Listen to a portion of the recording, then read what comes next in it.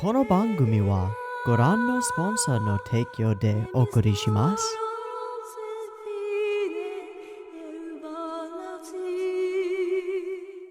Alrighty, welcome back. End of last video, I said I was gonna take a quick break and then come back. I actually decided to stop the recording for the last video, and after doing just to safeguard everything that came before, and after doing so, I thought about it and decided that it would probably be a really better idea to split the video into two videos completely, both for the timer-based version and for the picture-in-picture version.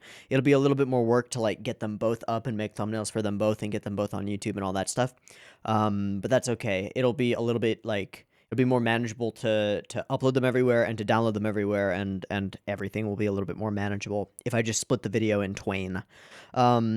So I'll release these at the same time because I don't really much care for holding back content that I'm already doing, and I'm most definitely going to be watching the rest of Symphogear today because I don't have a fucking choice now. Thanks, Symphogear. Actually, though, thank you, Symphogear, but also thanks, Symphogear. So I'll release both videos at the same time, both on Patreon and on YouTube. It'll be two separate videos. Yeah. But you already kind of probably figured that out once you are seeing me say this, and they're up on YouTube and Patreon and all that stuff. In any case, we ended on a hell of a cliffhanger. Don't know why Chris just did what she did. Just don't know. No idea. Frontier has been revealed and pulled up, and it seems like we are in the end game for everybody, all parties involved.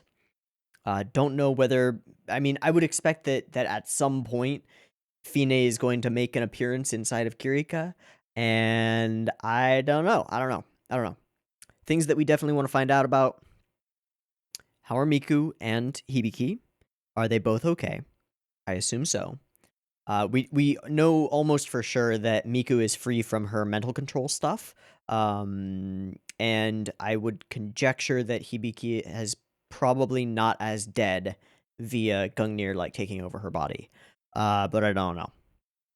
And then why, Chris? And then also, what's the main plan here by Dr. Vare, and what the fuck does this frontier thing do? I don't know. I don't know anything. So let's go ahead and dive on into Symphogear G episode 11. Let's do it. Beep beep timer.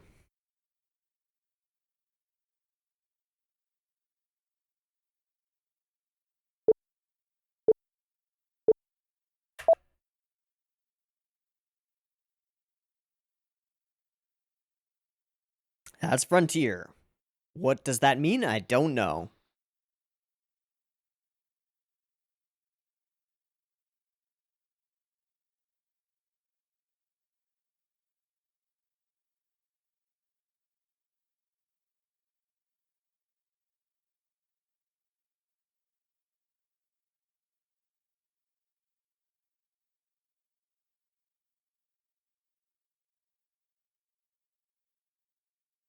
I didn't even mention the fact that they added Shenshojing into the OP.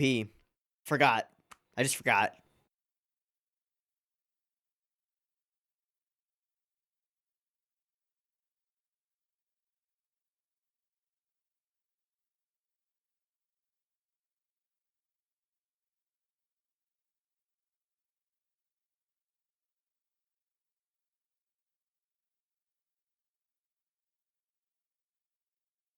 Man, wouldn't it be cool if they added her into the OP? And then they did it, motherfuckers. It's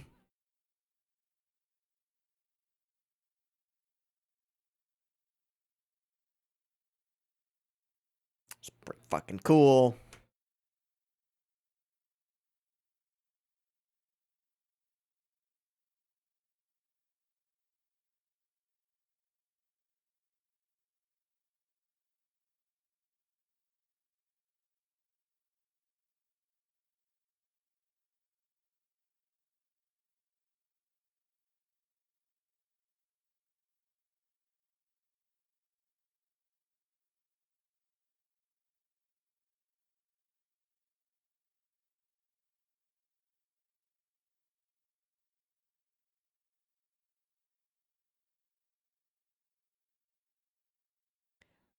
All right, Chris, explain yourself.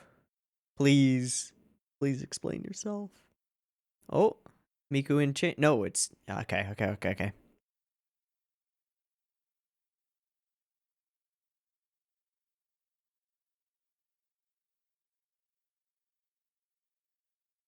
Destiny Arc.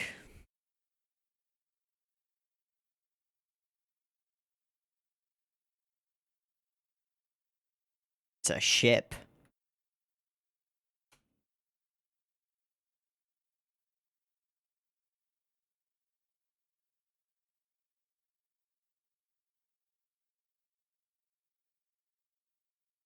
So you know what it is? You know it exists.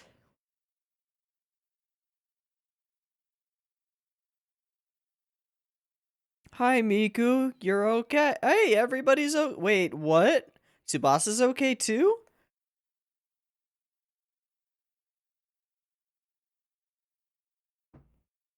I'm sorry, wait, what?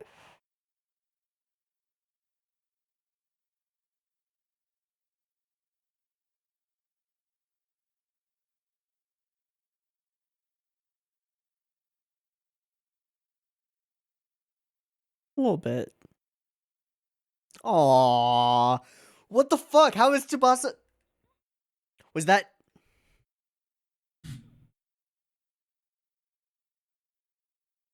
Hmm. Hmm. It worked. It worked.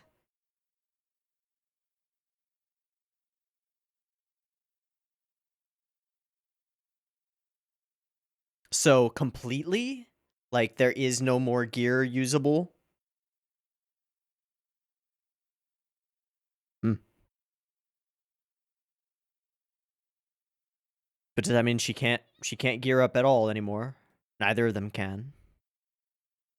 You saved me.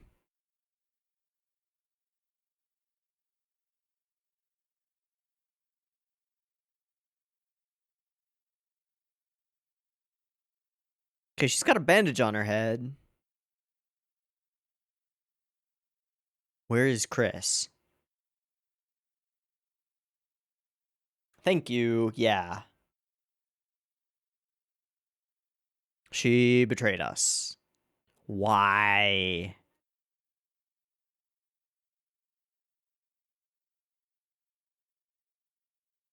Eh?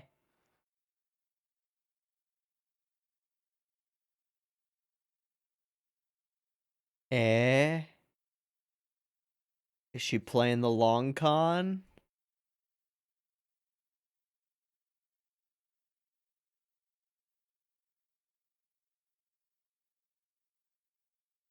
Uh-huh. That fits with her previous ideology. But is she playing the long con?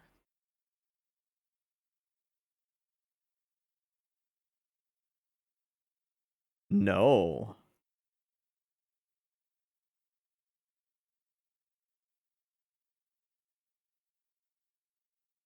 I'm sure you do, Fair. Okay.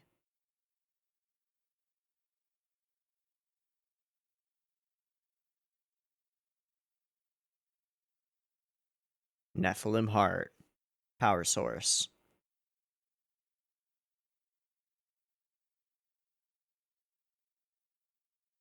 Okay.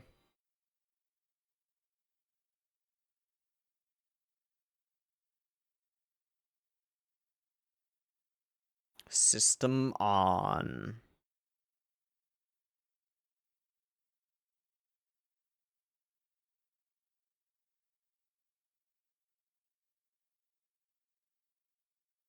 Octave. Whoa.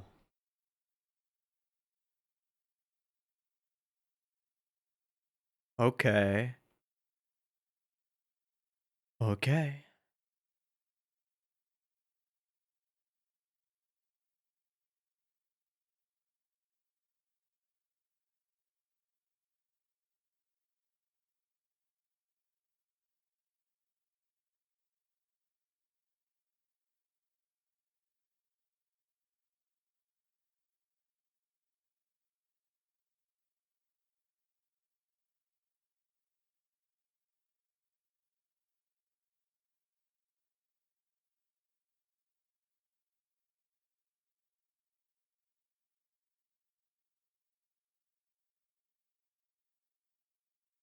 Ah.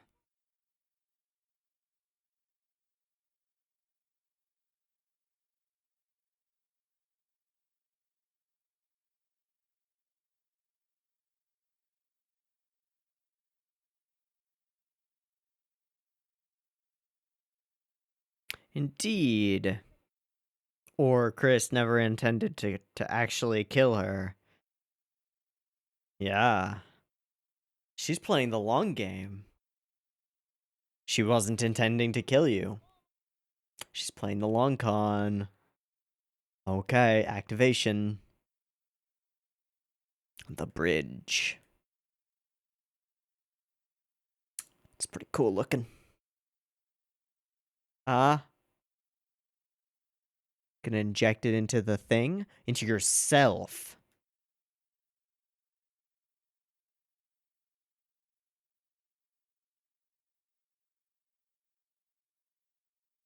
Oh, he's going full Fine.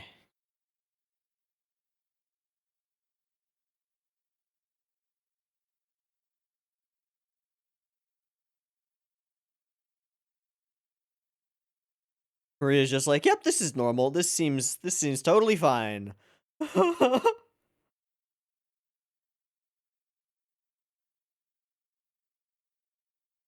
All seeing eye, hand.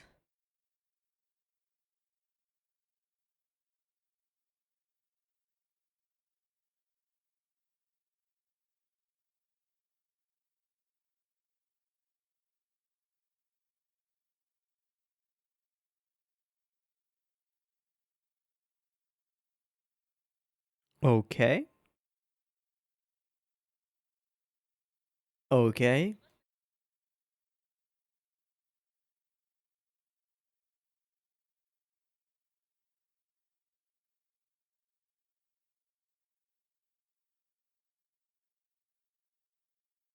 Like 3 strands of DNA.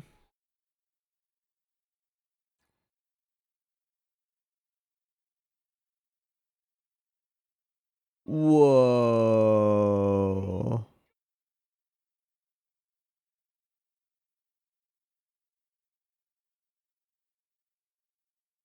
Did he just pull the moon down? Or no, he pulled them up. Indeed it does.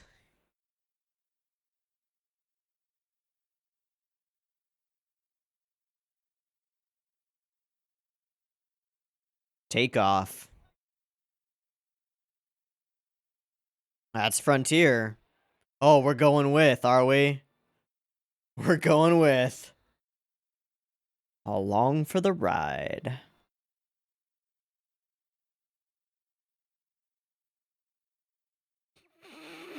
Good luck. Yeah, you could try.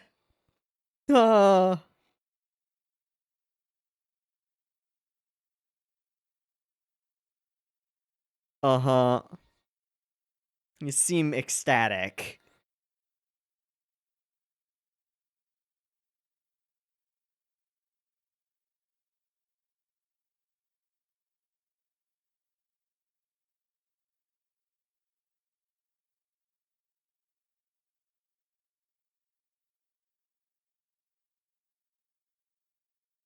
That's a pretty high extent, buddy.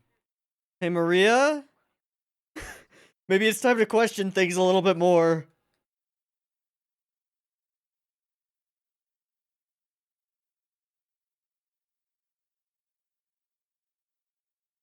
Nice reference. Uh-huh.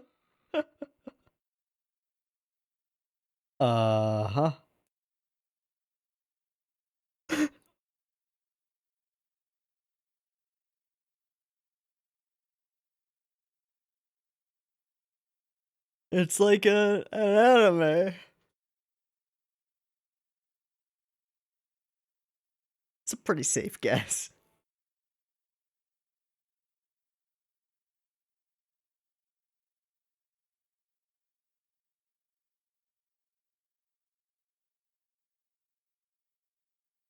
Pulled the moon down, right? Isn't that the opposite of what you're saying you wanted?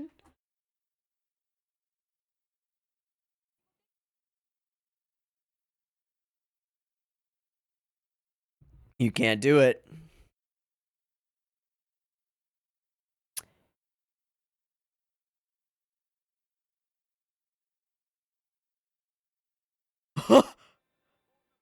Yeah, but you're not quite human, buddy. Really? All right. And gotta love the slaps and backhands.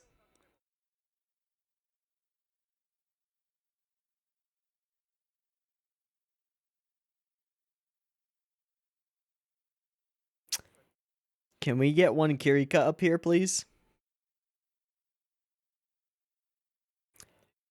Because I would love to see Ver versus the real deal.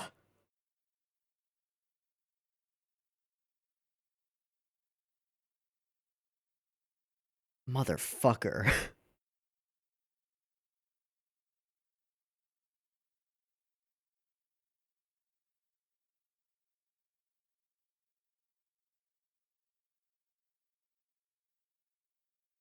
Okay, so we still haven't confirmed whether Biki is completely unable to fight.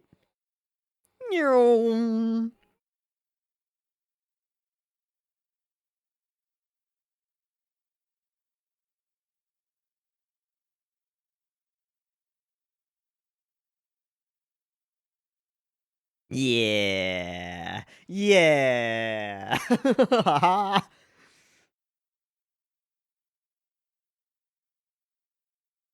That's cool. Oh my god. Just driving a sword.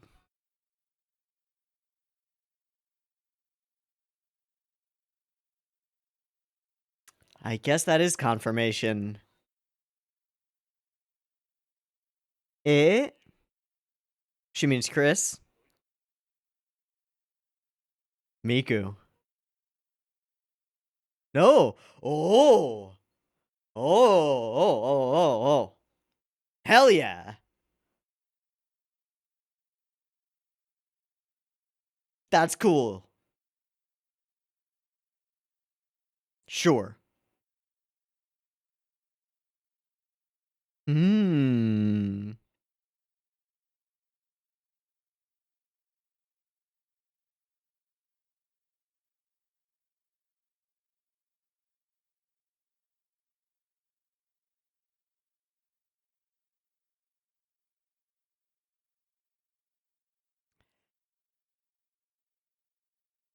Hmm.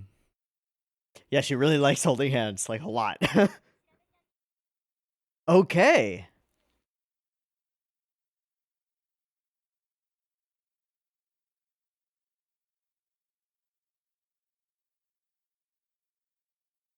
You want to save Kirika, right?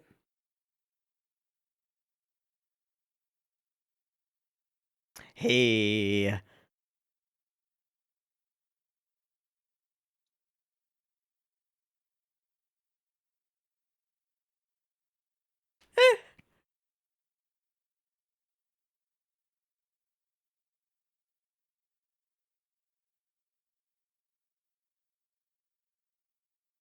Amen, buddy.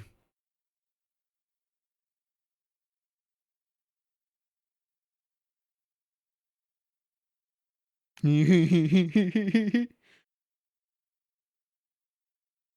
what does she mean by that? You never change?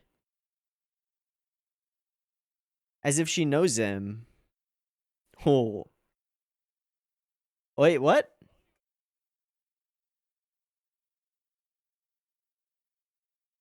Gonna talk? Okay.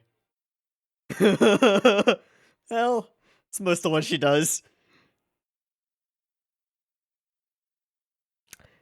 Yeah. Yep. Also punching really hard. Hmm. Nah, that's the protagonist's deal.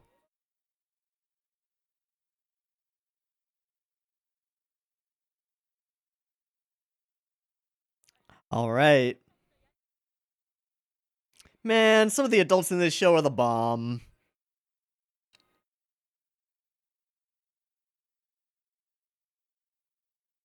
Oh wow, hot springs, as if modeled off of volcanic areas.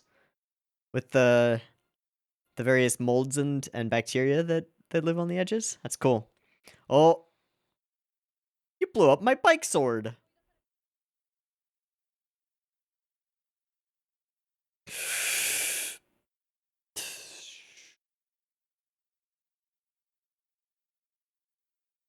Is she playing the long con?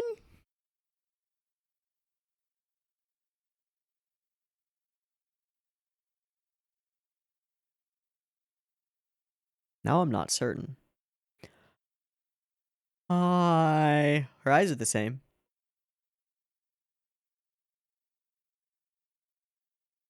Wait, we haven't had a transformation for her. Not a full one.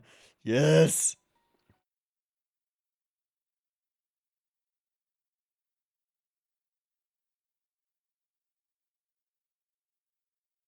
Dope. Dope. Dope.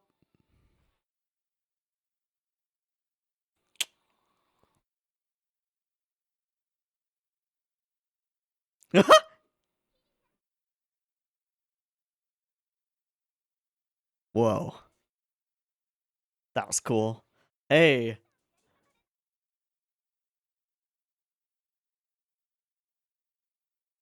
Mediator Hibiki. Mediator Hibiki.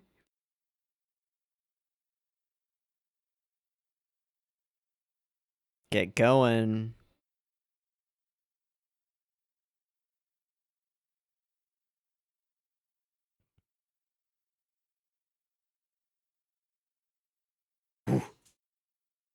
Did they change her eyes for that moment into Fine eyes?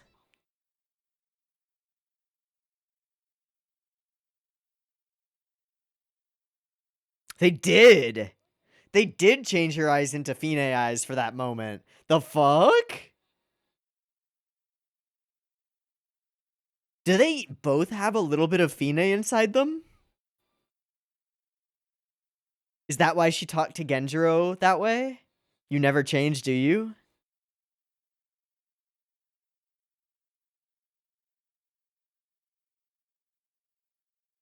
Some proof, eh?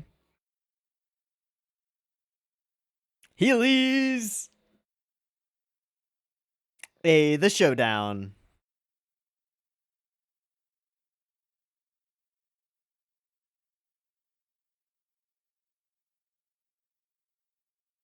Swords versus guns and crossbows and rockets and missiles and stuff.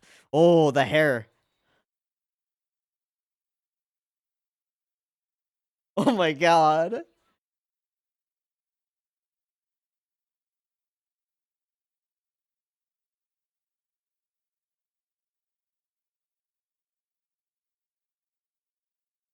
How do we one up the first season singing together? Sing against each other. Oh, this is sick.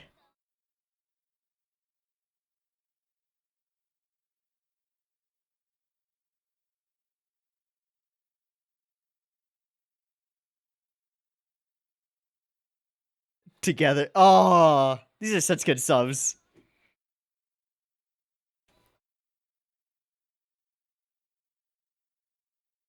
Oh, motherfucker.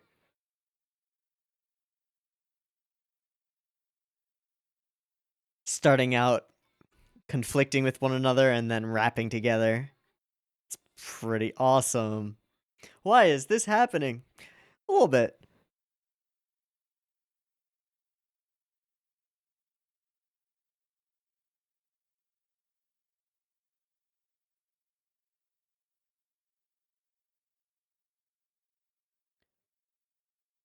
Oh.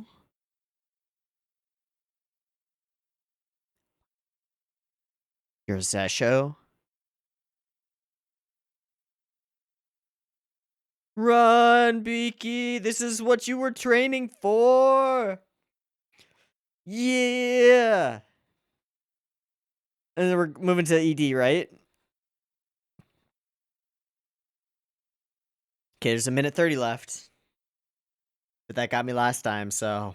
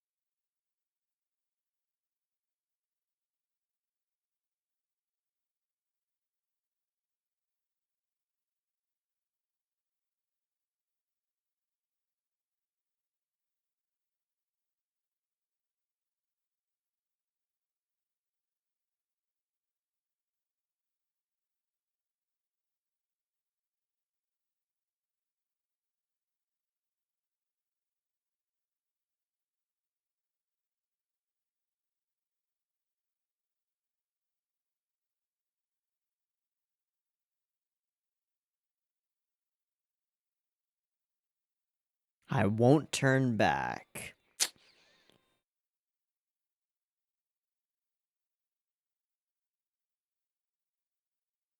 Okay, I'm about 95% convinced that Chris is playing the long game here and is trying to pull one over on Dr. Vare and the crew by continuing to fight against her team.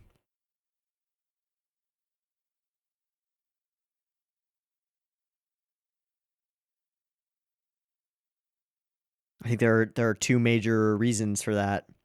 One, in that situation with a surprise attack, I am pretty confident that Chris could have shot Tsubasa in the fucking spine if she wanted to. Two,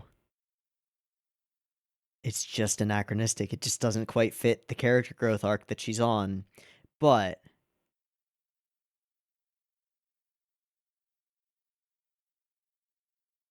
going out of her way and becoming a double agent maybe does.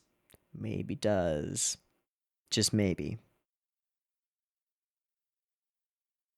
So it seems from the x-rays that we saw and all of that stuff, it seems like Hibiki has no part of Gungnir in her at all anymore. Like, the relic itself is gone.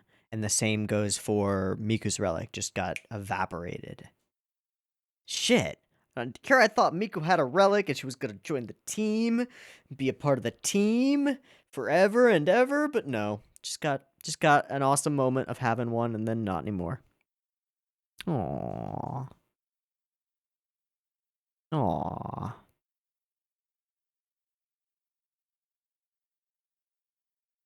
This makes me think. I talked about it a little bit before. I was thinking, like, is there some way that she could use Maria's Gungnir in order to prevent herself from having to use her own Gungnir? But then I was talking about how they would probably both activate, and the one inside her would probably kill her anyway if she were to do that. But if she doesn't have one inside her anymore, and Maria sacrifices herself in order to put a stop to this, and she passes on that black Gungnir to Piki, that could work. That could work. Then she could fight on and on and on and on without the repercussions. Okay, that's a possibility. I will say that. Oh, okay. Yeah. Just want to check. When she says this line, yeah, her eyes change in that moment. They were Ryoko's eyes when Fine said that to her. Her eyes changed that moment. Now, when she talks to Genjuro, when she says, "You seem, you never change."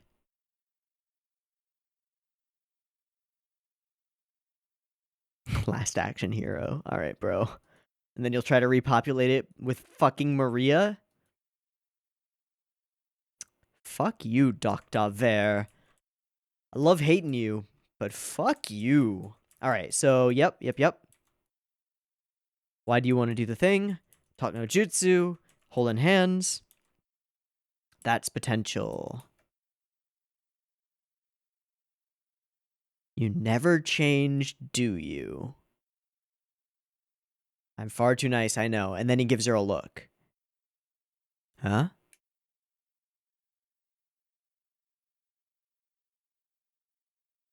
I get the feeling that Shirabe is also awakened. Somehow.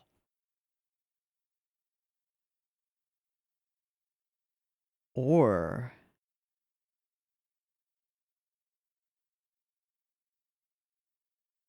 Kirika put her hand up and thought that was her power. What if it wasn't? What if it wasn't?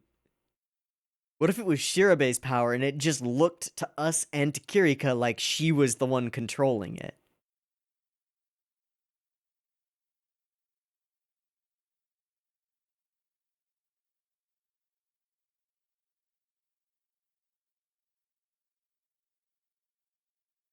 Oh.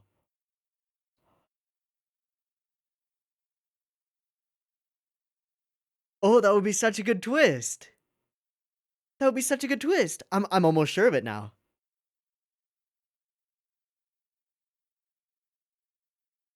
And then the realization that that's the case would eliminate Kirika's entire reason for fighting at the moment.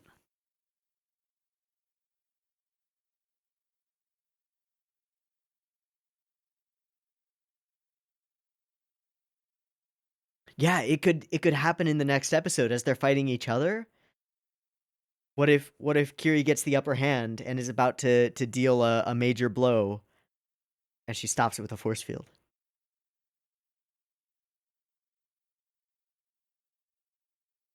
Oh, it's sneaky Symphogear. Okay. Okay. I'm like almost sure of it now. Because the only thing that we saw from Kirika at all was the force field. And Shirabe was there and was protecting the both of them, or would conceivably have attempted to protect the both of them at the same time.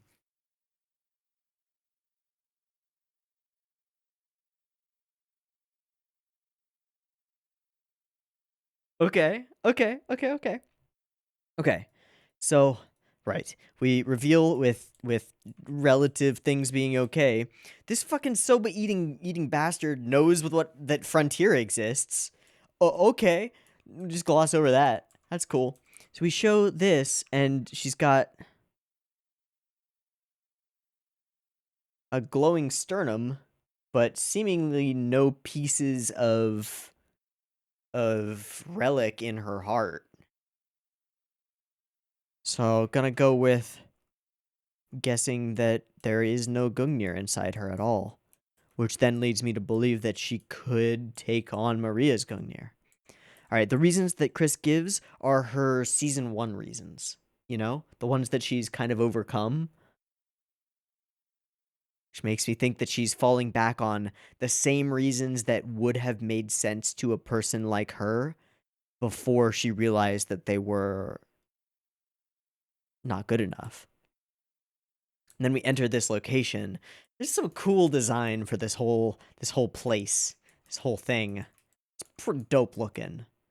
Fucking Dr. Vare. Got some amazing Dr. Vare faces throughout. And then he, linkers himself, does this, does that. And then where's the reaching out to the moon? This is just cool. This is just a cool cut. Yeah, and it's at 24. It's on ones. That's how they make it look so like smooth as it's moving and give it this sense of scale. Just pull up via the moon. And pull the moon down. What the fuck, bro? And then he reveals his true intentions, which are, I don't really care if humanity dies. It'll just be me. The best way to save humanity is to become the father of the new humanity. So we're going with a full sort of Noah's Ark sort of situation here from Dr. Vea. And I mean, we called the episode Destiny Arc. So that makes sense. And his plan is to have babies with Maria and repopulate the earth that way. Fucking asshole.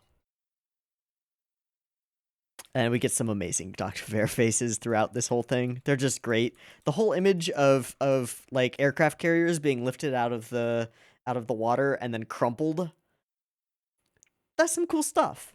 That's some cool gravity manipulation stuff. It's nice and horrifying, sort of Dunamantic. It's pretty great. Yeah. I'll still be alive. What surer way is there to ensure the survival of humanity?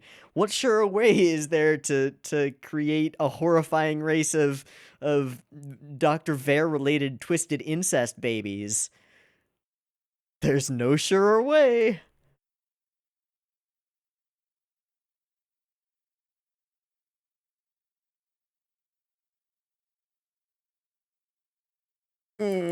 Such scum. All right, so then we go dope as fuck doing battle stuff with a sword bike, release, And then she says a line that makes it a little bit like, hey, how do you know Genjiro from the past, by the way? What the fuck is up with that? I don't know. Okay, accepted my invitation. We get a transformation by Kiri, who is a lot more mature than Shirabe, but okay. And some really cool just like angles. Definitely has the high ground, all that jazz. And then says this moment, go believe in the song of your heart. Again with the flashback, and also her eyes change. I want to trust her. She just a little. She doesn't lie about herself.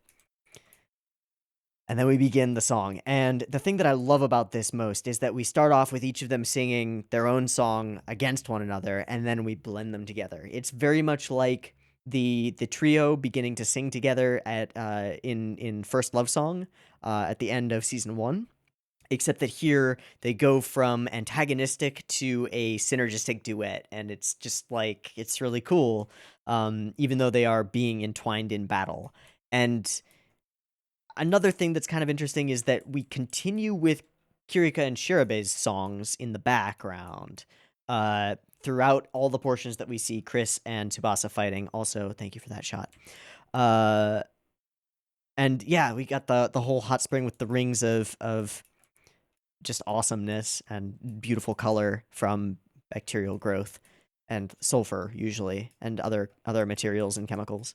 Okay, there's one last chance, but we need your song to set it free, and Hibiki is running her ass off as she trained for, as long as the song of my heart lives on, in order to get there and hopefully hold her hand. Okay. Well, we're already committed to watching all of the rest of it, so that's what we're gonna do. So, quick breaky thingy, sinky thingy, back in a moment for episode 12. See ya. Peace. All right, welcome back. We are good to go for Symphogear G, episode 12, the penultimate episode. Everybody's fighting right now, like everybody. Kiriko versus Shirabe, Tsubasa versus Chris. Still not convinced that Chris isn't doing the long con double agent thing going on here. It would work for her. We'll see. I guess we'll see. And also had the thought in the last episode that maybe, just maybe, Kirika is totally wrong about being Fine, and it is in fact Shirabe who has awakened.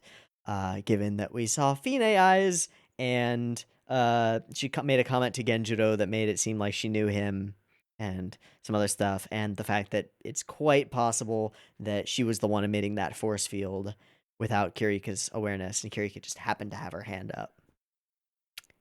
But I guess we'll just have to find out. So, in the midst of combat, Maria has been told that there is one last thing that they could do in order to stop the moon from falling on board Frontier, but it will require her song, I assume implied Zesho, to cause it to happen, to make it happen. And Hibiki is running in that direction. Let's see how this shapes up. So, episode 12, Symphogear G, beep timer.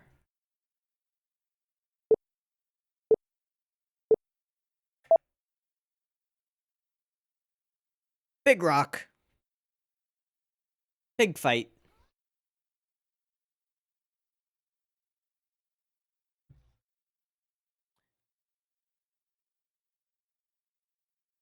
What? What is that?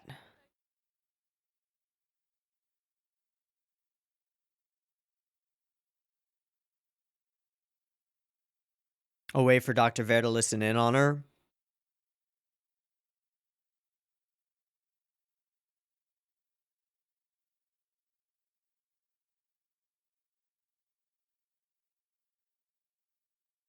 Yeah, what is that? Is that a decapitator bomb?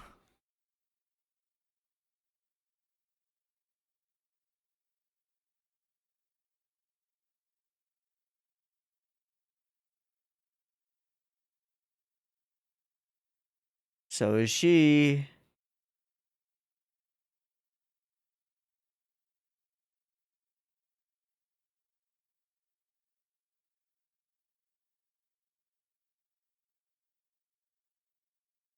Oh no, I love you more.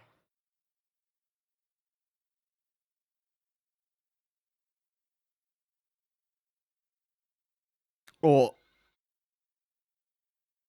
well, that's dope. All right.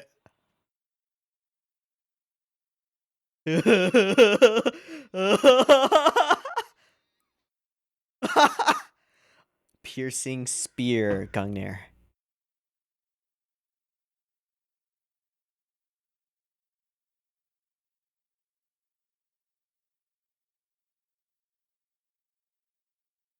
Hmm.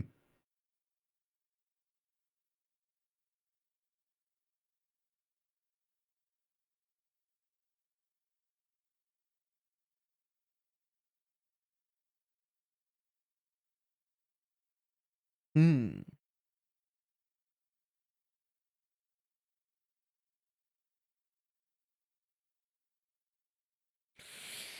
FIS is split in their motivations at the moment.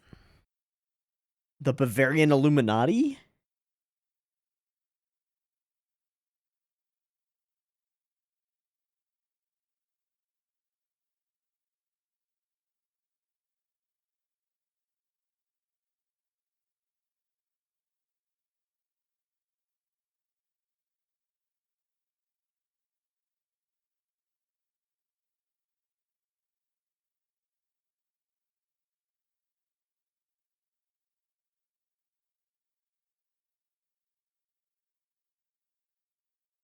Oh boy.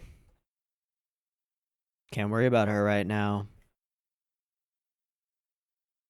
Okay. Dark Mirror.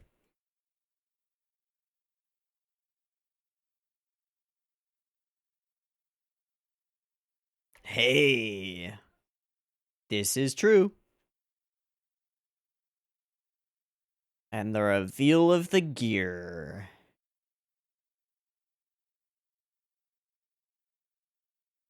Oh.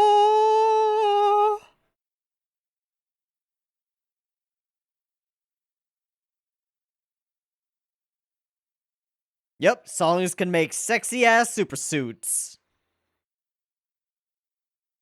That's how it works. Mm. She's gonna ask everybody to sing with her. Okay. And the same questions.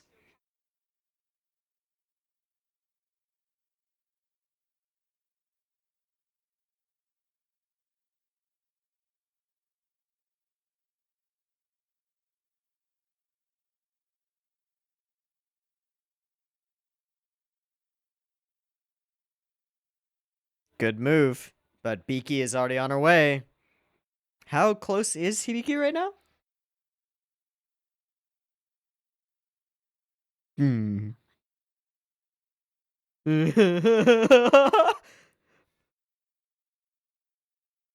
Yeah.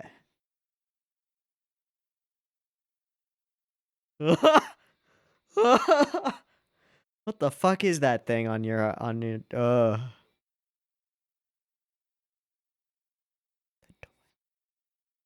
ah.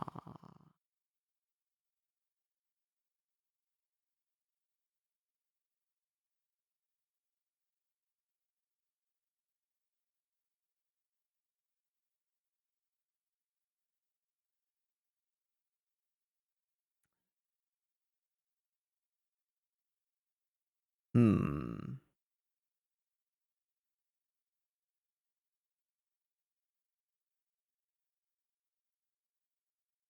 Where you belong.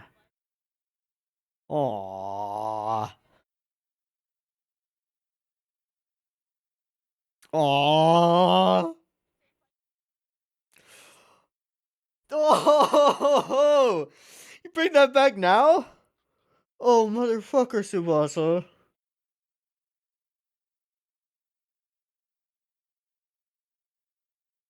That was perfect.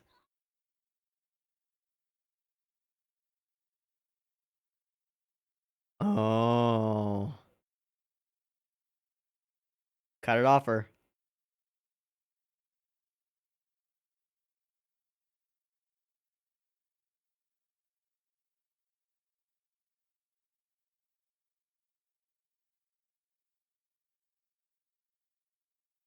Cut it off her.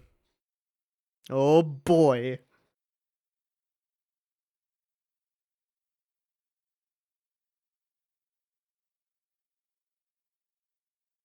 Oh boy. I've seen that before.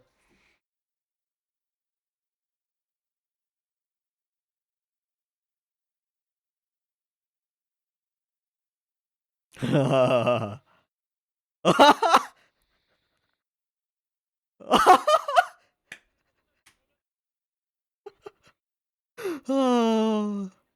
Oh. Okay.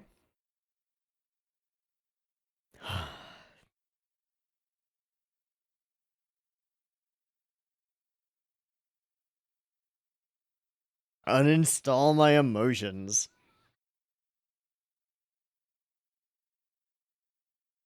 Doing it again. Forbidden move.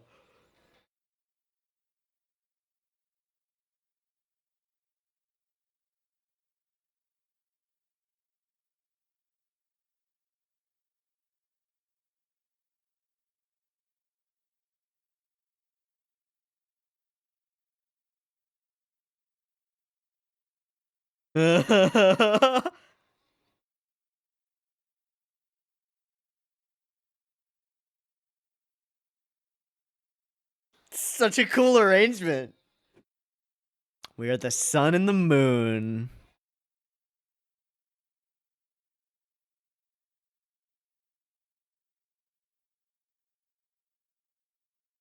All right, I'm waiting for something Fine related.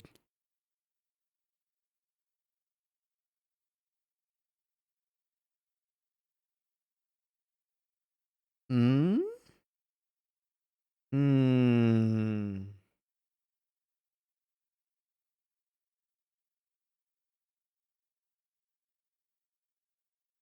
Oh, fuck.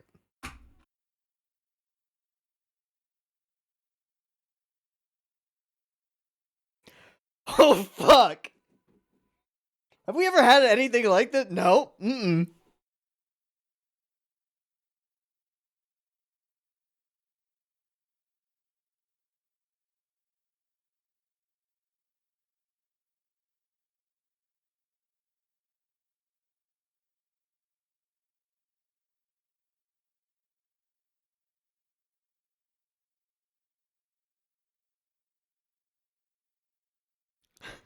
We're trying to kill each other out of love.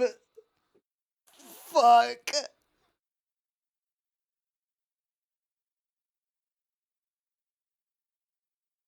Oh my god. Really? Really? By killing you. I don't think you have to worry about that.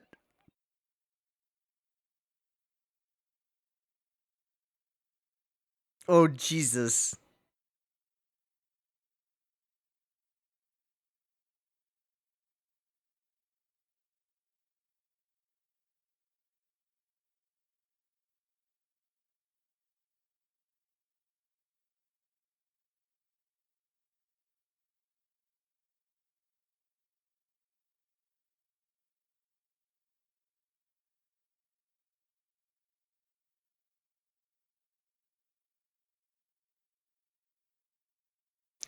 Oh!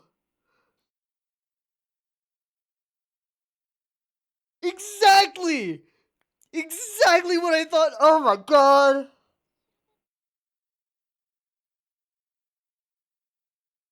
And it takes away her reason for fight. Man, I will pat myself on the back for that one. Oh, please don't kill yourself. Please don't kill yourself right now. No, no, no, no, no, no, no, no, no, no, no, no. Force field. Oh, fuck!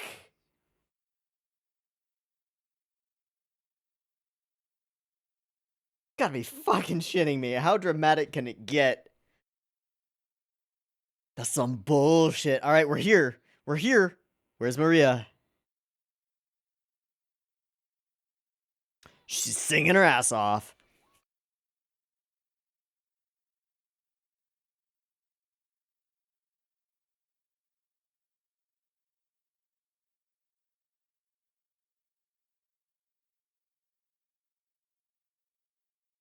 Not enough, eh? You need a specific ability to harness a Zesho, don't ya?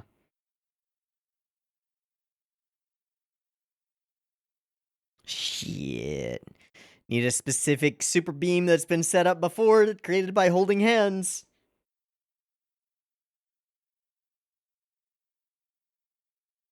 Yeah, she is. Yep. That's the intent. Biki!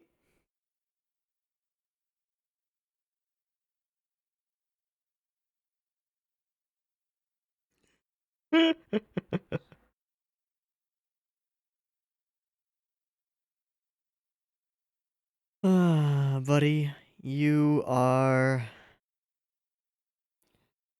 Is the thing still on her?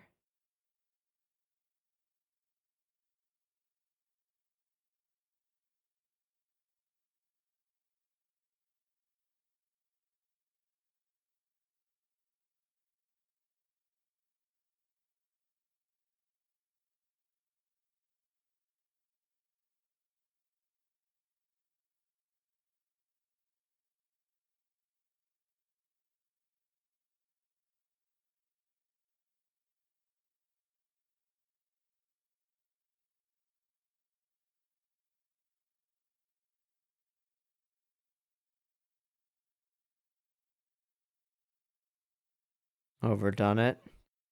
Motherfucker! Oh, and that's what that gas was the whole time. Oh.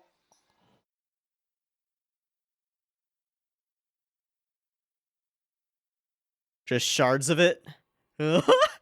Dr. Bear faces. Hey! Naked fight. Not a time for modesty, Chris.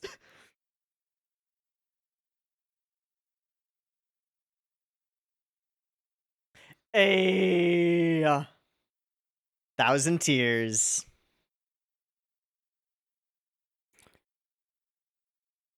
What's up?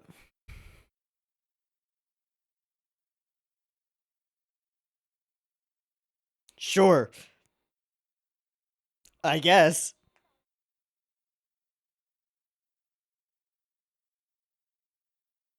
He's pretty badass.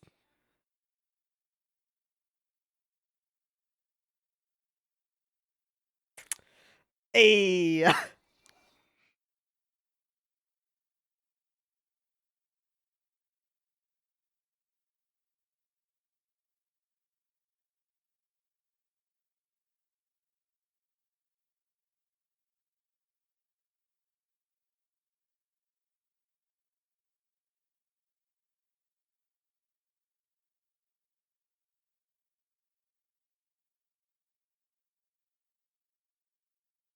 Which is important because he was listening in. Ding!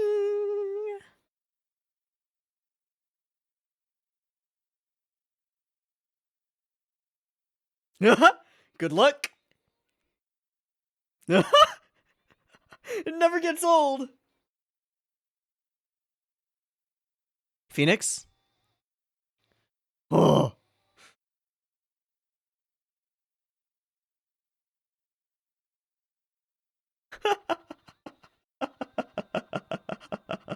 All right.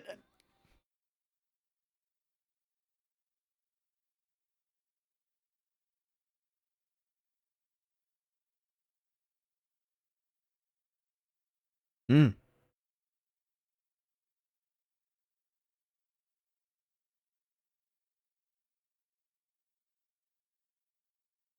Hmm.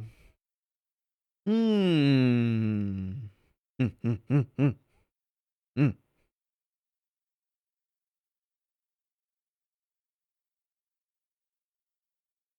Oh.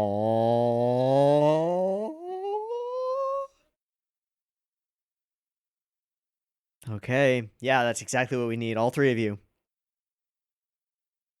And Maria.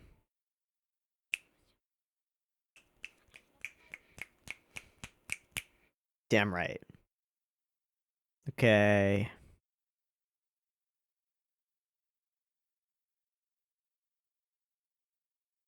Alright, final boss. Genjiro? Will she awaken but as Fine?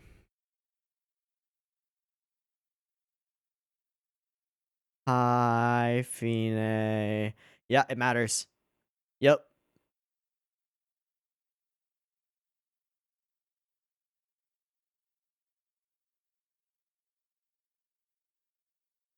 Really?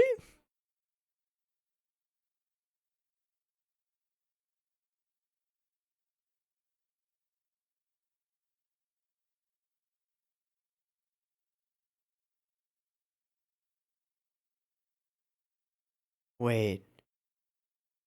Fine is sacrificing herself?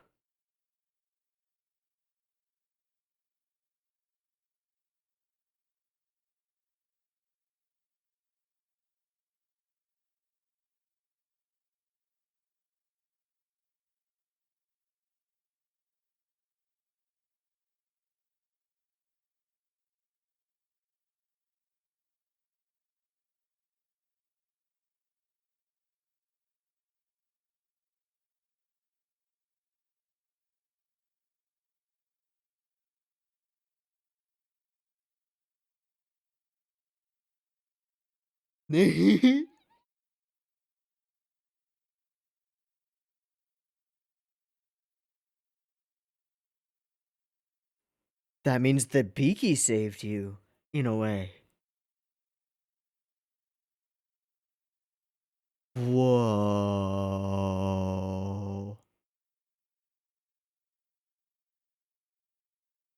Whoa, did not expect that. Whoa. Hibiki? Ah.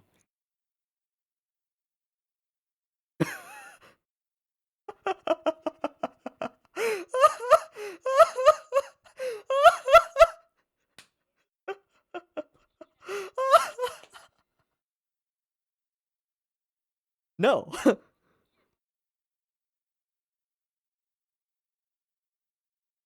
Nah.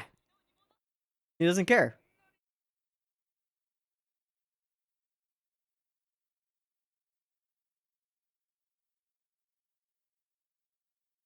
Oh.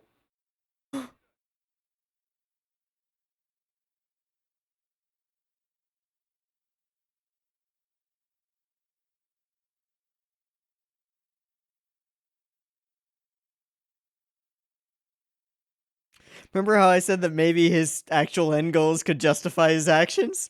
Nope. Hey, piercing spear. Yes. Fine by that. Yep. Whoa.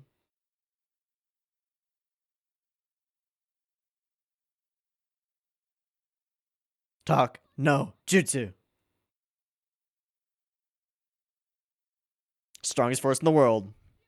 There's a lot for you to discuss, man.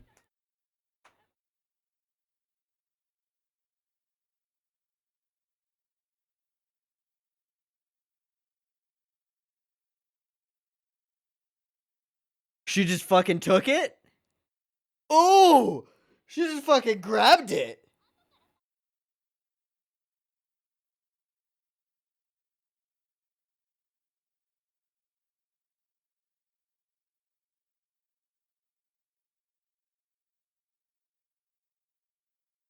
She's taking your fucking gear.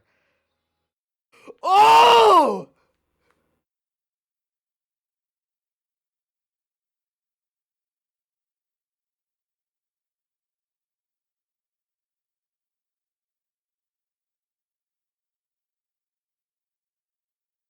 She's 16. Can that be aired?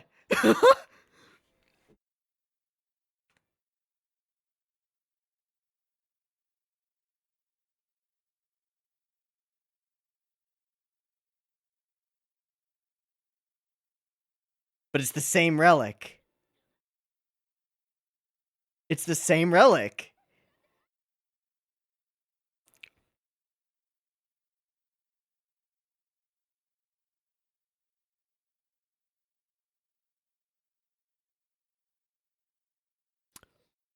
It's a fusion. It's got black parts and white parts. Right?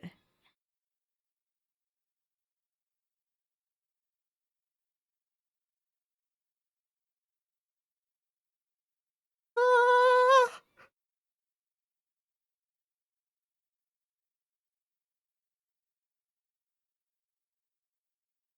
okay.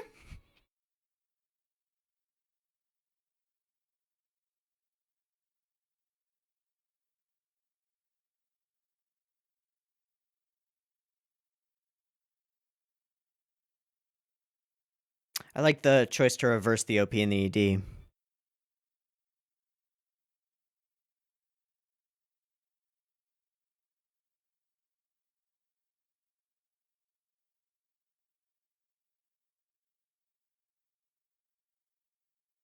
Wait, that's not what's going on here, is it? It's... Well, it is. I mean, we're using the OP as the ED. And what do we do for the OP? There was something weird about it. I just don't remember. I've already forgotten. Because hype. My brain is full of hype. No!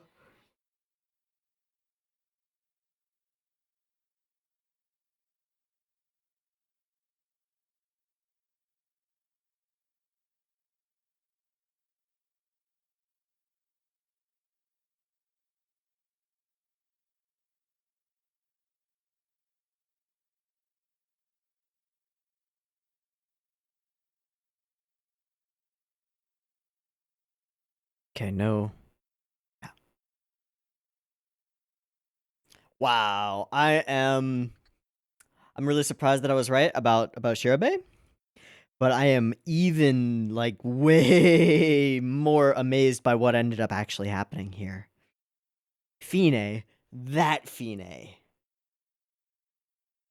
Sacrifice yourself. And if she's to be believed, that is the death of the soul of Fine. Period. Not just this one, but them. She has not given up, but has admitted that someone from the past is in no place to be trying to take down to solve the problems of the present. That's for them to do. She's stepping aside. And in doing so, saving Shirabe's life. That's cool. And I said it during, but like in a way, that means that she was listening to Hibiki. Even though it didn't work in that moment, her words got through. Hibiki's talk no jutsu is truly the most powerful thing in the universe, besides her sing no jutsu, of course. Okay, so Chris uh reveals that she was sort of double agentifying. Sort of. Gets naked, keeps fighting, and calls Tachibana senpai.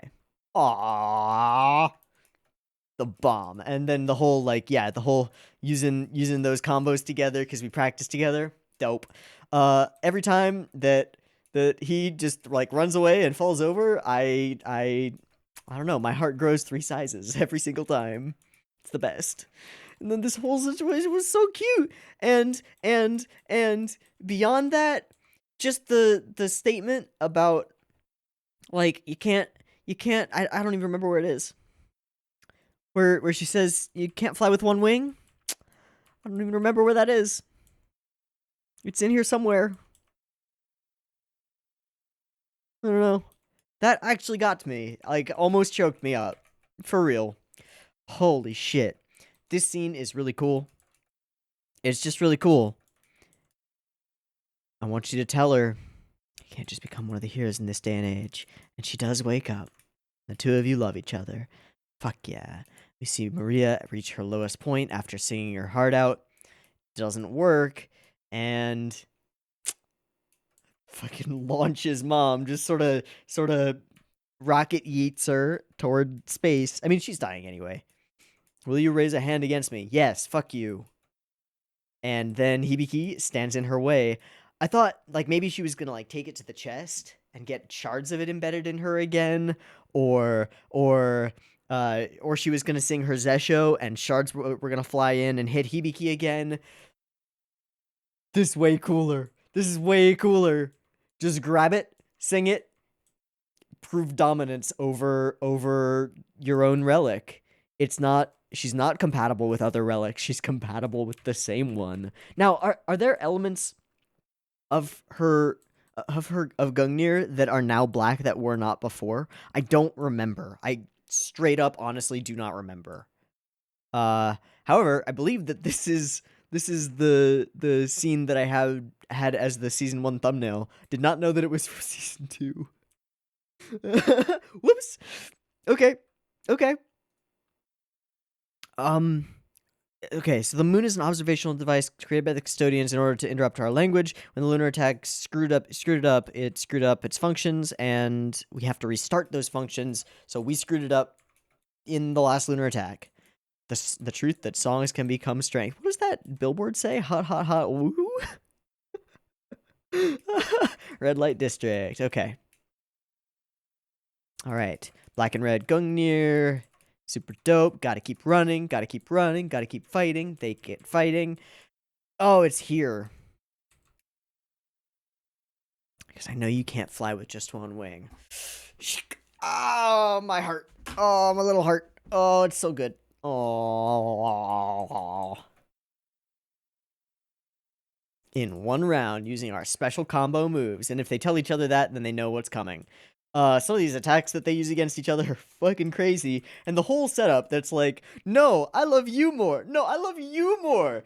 I will prove it to you by attempting as hard as I can to kill you that I love you more. No. Great. It was great. Just great. They both linker. They both create their super things. And this is great because I talked about it before, but we had like the setup and then the undercut of their Zesho before. And of their Zesho abilities when they were facing off against Hibiki to protect Dr. Vare. They got undercut because she sort of just like beamed them up into space. And now we actually get to see them, and they're fucking awesome. Shirabe has like a mech. It's like a mech made of chainsaws and saw blades. And Kirika rides around on like a witch's broom, except that it's a gigantic scythe with a rocket booster. How do you come up with ideas like this? I don't know. I'm just amazed. This is awesome. It's awesome. And yeah. Nope, I'm actually the one with Fine's soul. And the reveal and the scythe thing to attempt to take her own life and stabs Shirabe instead. But then Fine stuff happens and it all goes okay-ish. There were a lot of really great Dr. Vare faces in this episode. Like too many. Way too many. I'm gonna assume that he's gonna become some kind of big bad via Nephilim rejection or whatever. He's already got one Nephilim arm.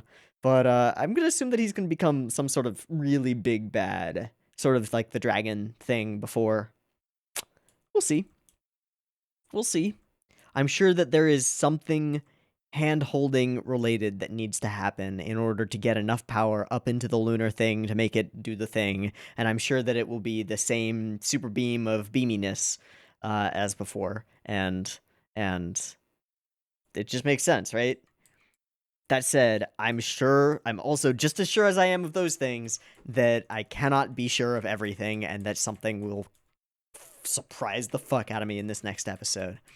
But I am ready to find out what that's going to be. So, let's take a quick break, do a syncy thing, breaky thing, back in a moment for the finale of Senki Zesho Symphogear G. So, see you in a moment. Peace. All right, welcome back. We are good to go for the finale of Senki Zesho Symphogear G. Hibiki has just seemingly just sort of been like, this is your gear? Nah, this is my gear. To Gungnir. And, sorry, Maria. This is mine now. Okay. Now we have, the moon is still falling. And we have Dr. Vare to deal with. I assume we're going to murder the shit out of Dr. Vare, or somehow otherwise restrain him or keep him from, eliminating humanity and making himself the only hero among heroes and also a god and also raping Maria and continuing humanity that way. don't like any of those things, so let's not do any of those things. Let's prevent that, and also prevent the moon from falling and stuff. Yeah. Let's see what happens. Beep beep timer.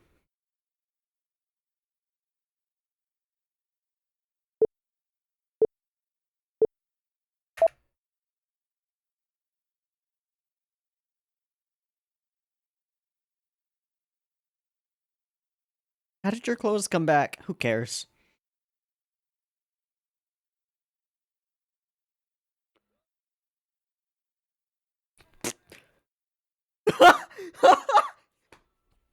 Every time. Oh, oh, oh, otto. Huh?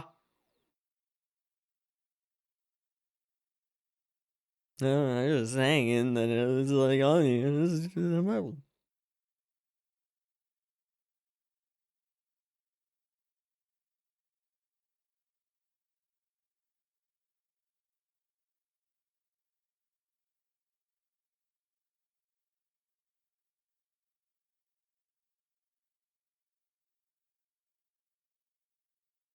well, we're gonna have to cut his arm off.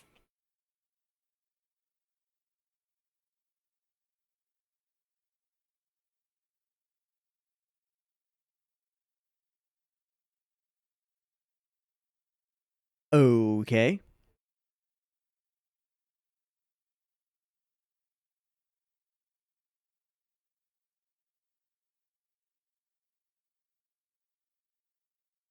But we need you.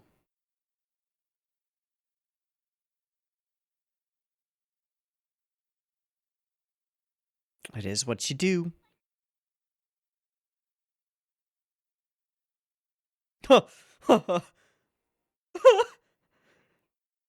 Okay, sure. Okay. Also, if we could get Chris and Tsubasa here, that would be dope. Mm.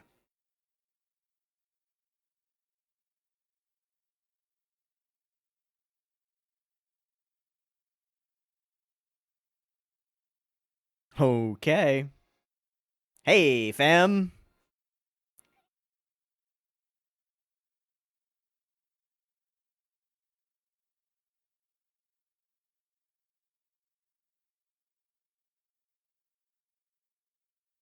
I never stop believing in you. Huh? Okay.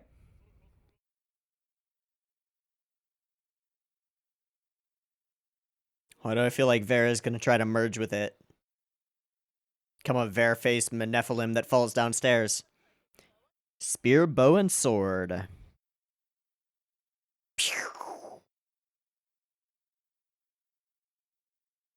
Gravity.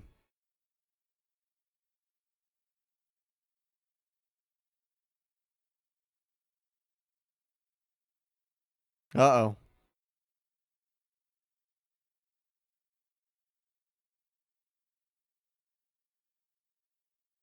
Oh. Oh. Uh-oh.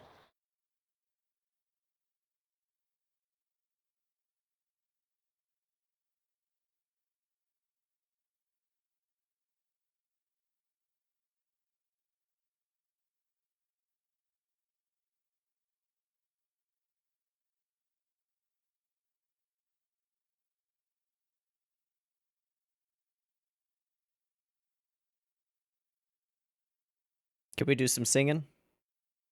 Ooh, okay. Oh, she's got two thigh highs now.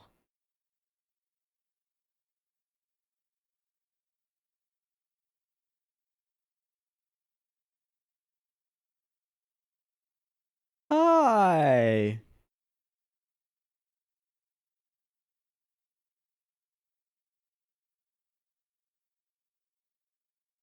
Bingo.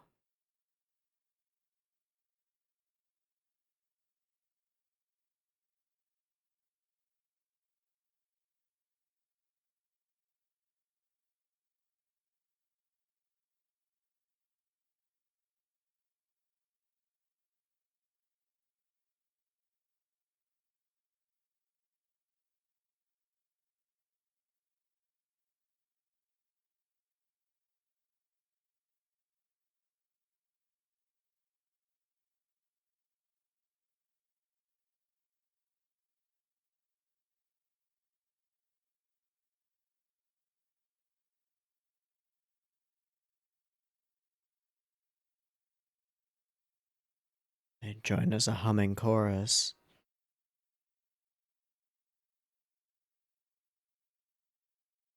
Mamu?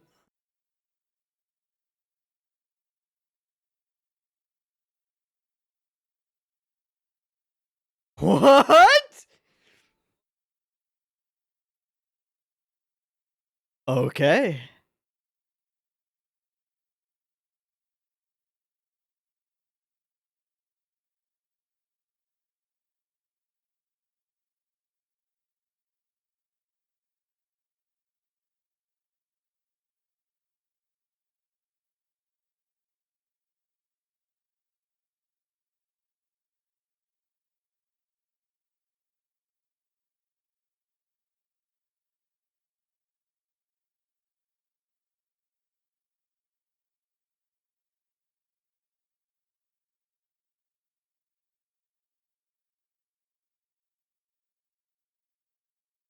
A redemption story for Maria. Was that the same thing she said in episode 1?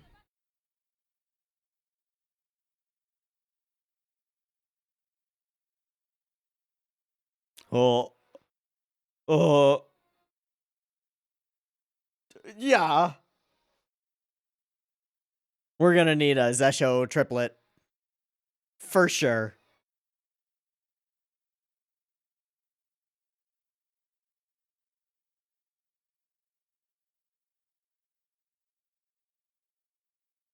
Oh. Hey. Hey. Alright. What's up, peeps? Do we have a 5-way?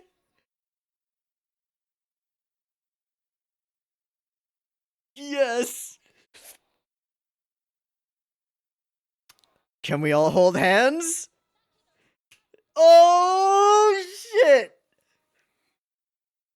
Wait, does she have a relic? All hold hands? Standing in a circle. She has a relic.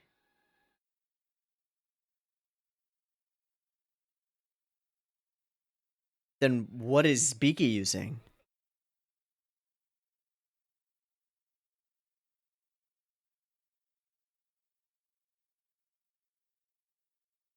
Oh, fuck. That's a big boom. That's a big boom.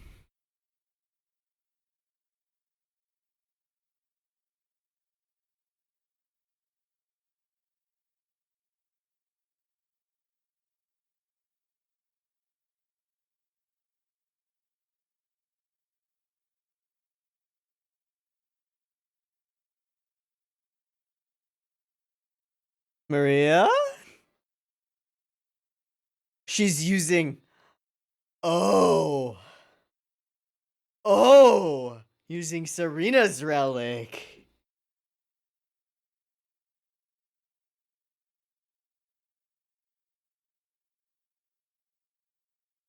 And a finale song. It doesn't need to last forever. Just long enough to sing this song. That's what we need. Oh, shit. All of us hold hands.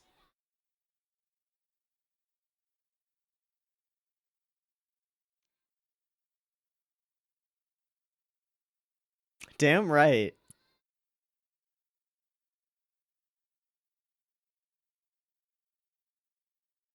Oh.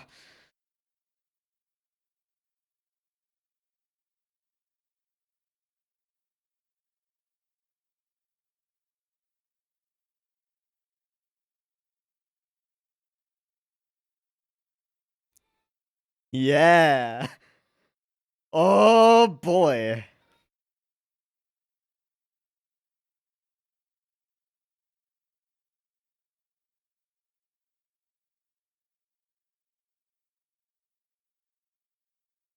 I mean, you can try.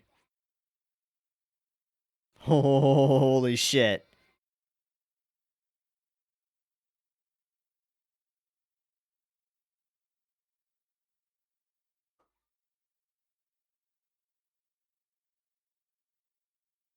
Oh, oh yeah.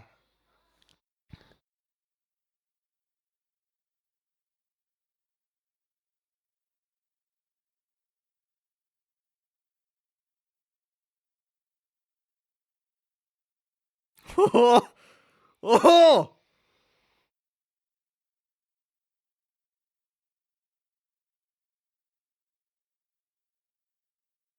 Oh.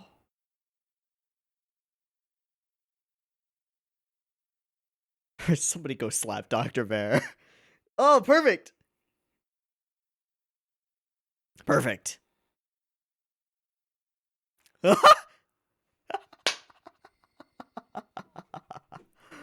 That's how did he use Tsubasa's thing? Did he taught it to her, didn't he? The fuck?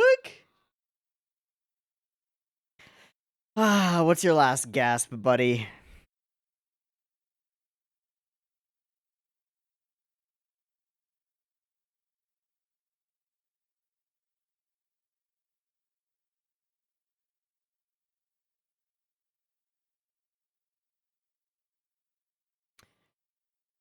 So, really big nuke.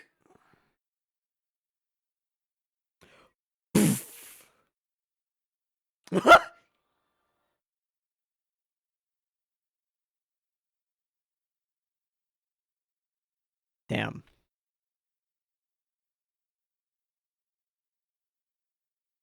Okay.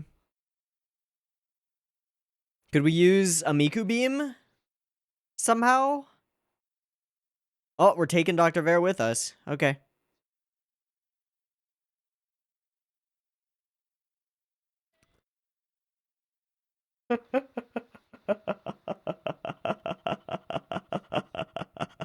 But we could.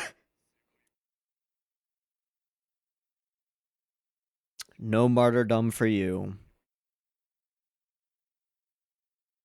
Sick. Nah. Nah. Alright. World ending power problems. Could we Miku beam it? Would that work? Oh.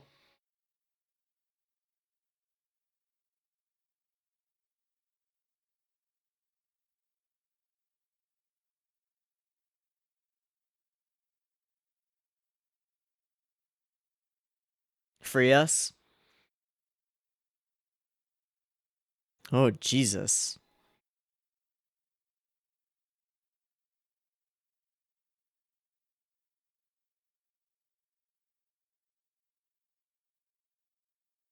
Oh, that's big. And fiery.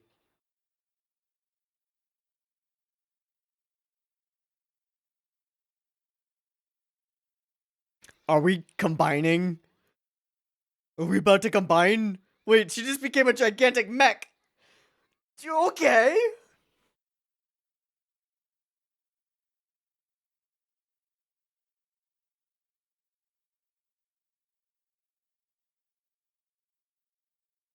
It's just inhaling that stuff. Yeah. Two can play at that game, though.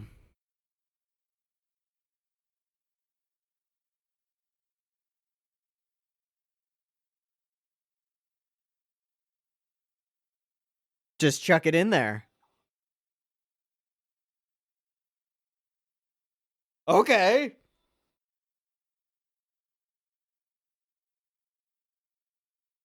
That could work.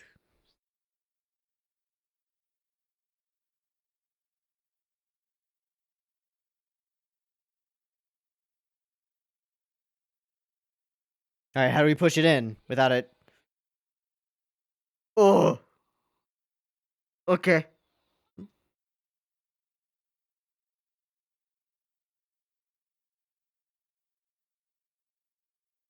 Nope. Ah!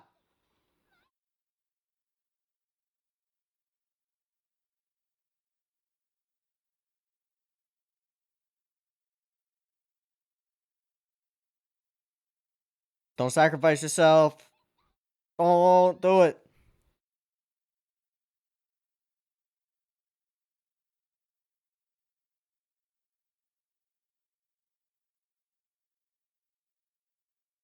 Hibiki, could you just, like... Yeah. You just nope those ropes real quick? Is that a thing you could do?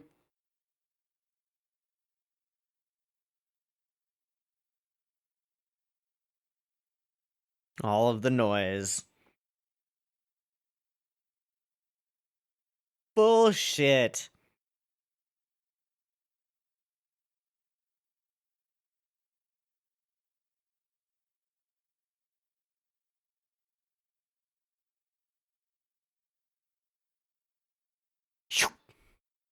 They're all going?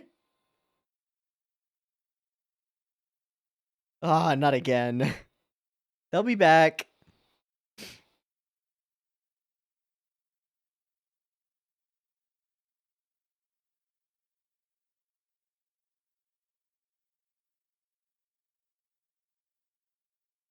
Okay. Last act.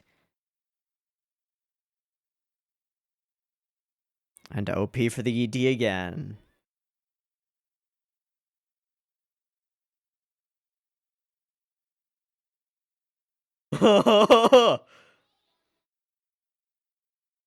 Just blow up an entire plane of noise. Just kill them all at the source. Oh, Jesus.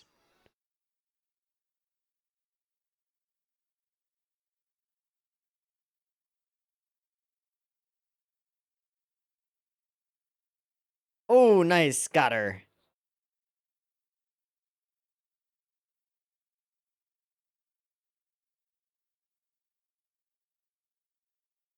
Yeah, we gotta get out of here.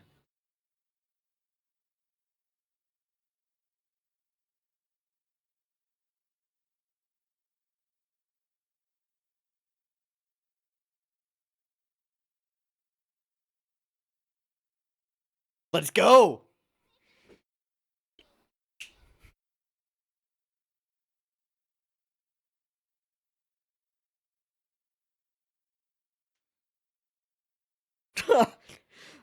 Just for fun.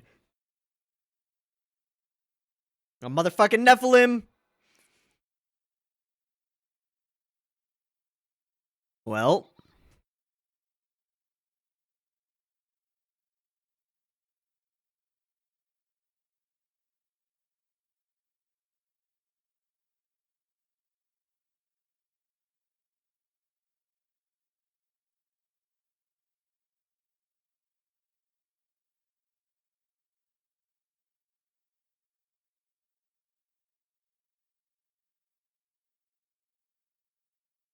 Becoming the sword.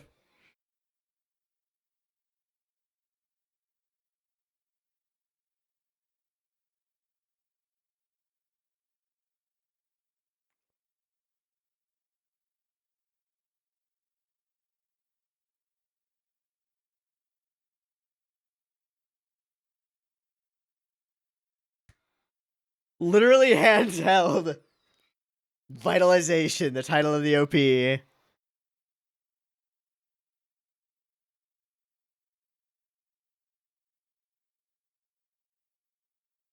Holy shit, we did it.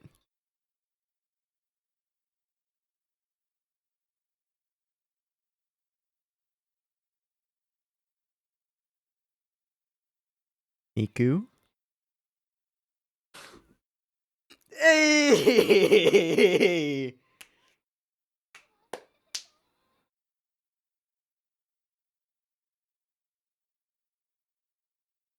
Oh my god.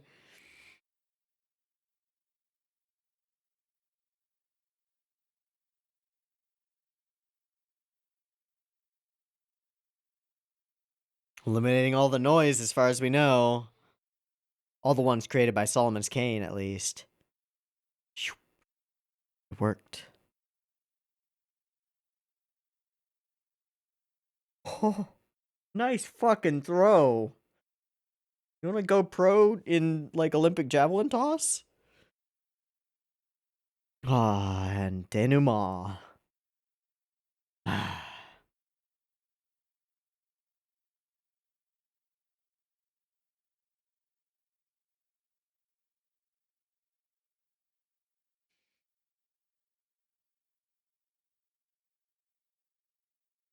She's gone. But not in vain.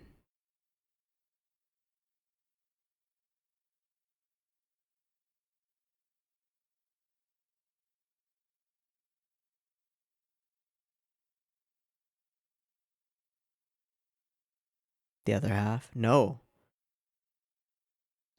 Gungnir. Damn right.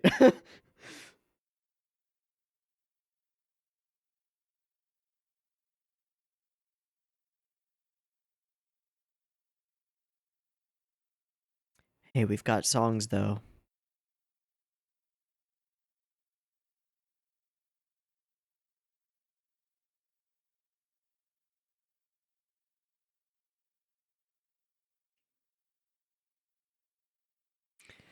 Ah, that's my hamster.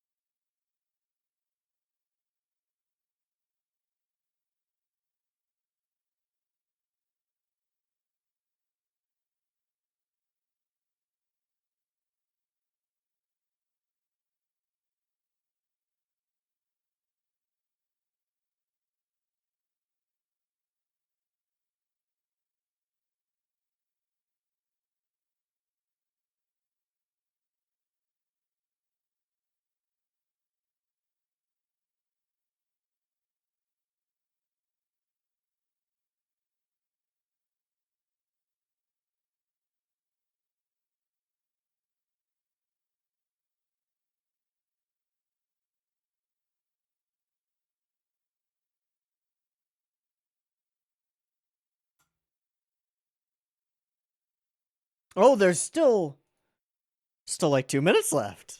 Okay. Hmm.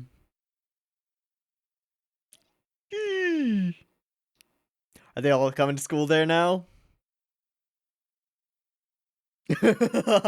Of course.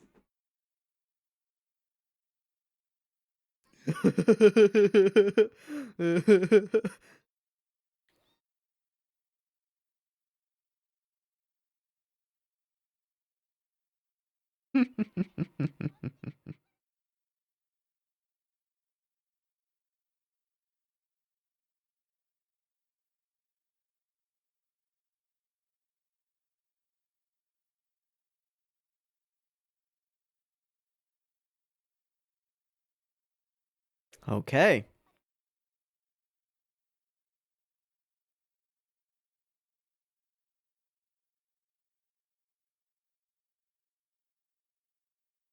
Hmm. Mm-hmm.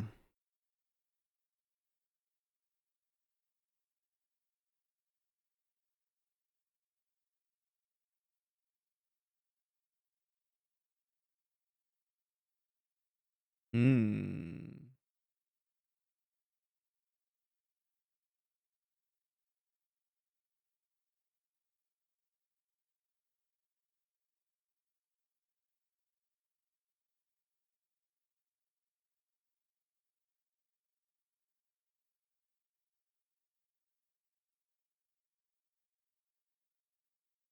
Oh, that was such a good finale. The whole season was really good.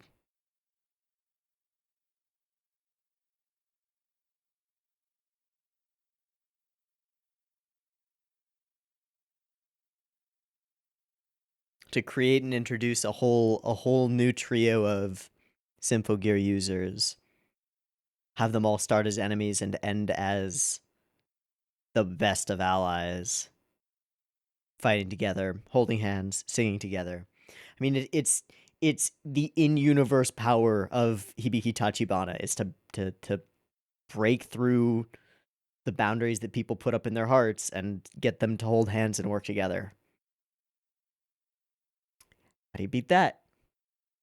Well, you try with a giant fucking Nephilim monster. Doesn't work. It doesn't work. I wonder if we'll be seeing more of Maria and Kirika and Chirabe. I have a feeling that we will. I have a feeling that they might end up joining some forces with some people.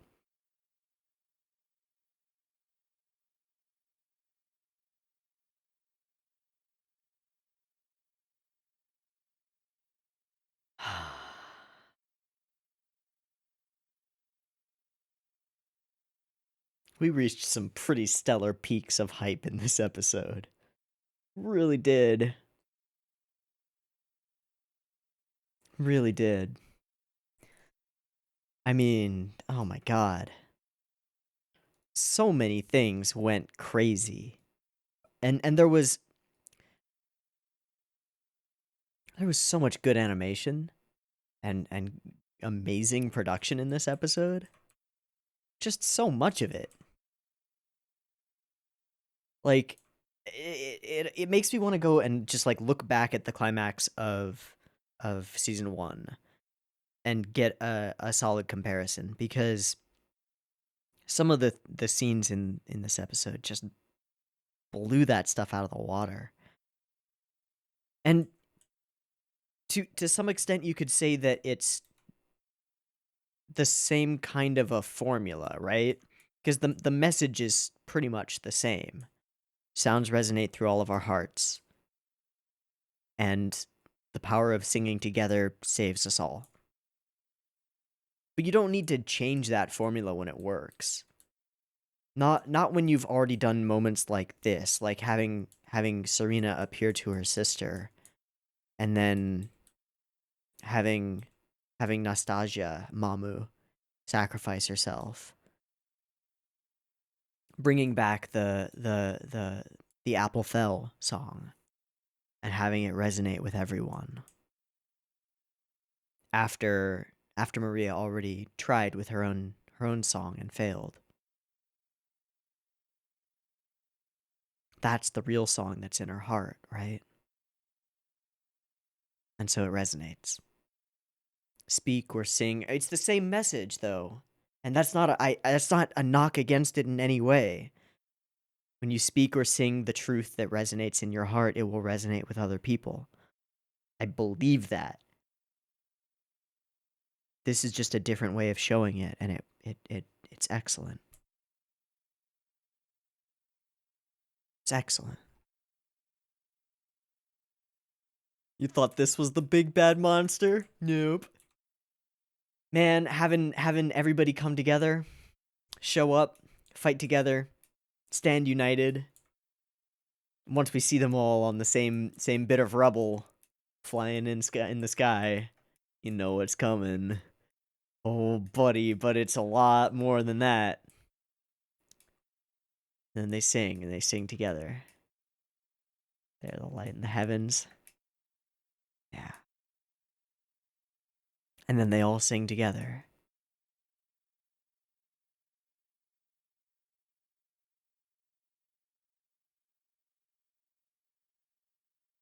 Show me firsthand. Okay. 6 Zesho? We can deal with that. Nope. Nope, and it's not just us. Again, as before, it's the power of everyone. What is it called? It's called X-Drive mode? With the wings and stuff?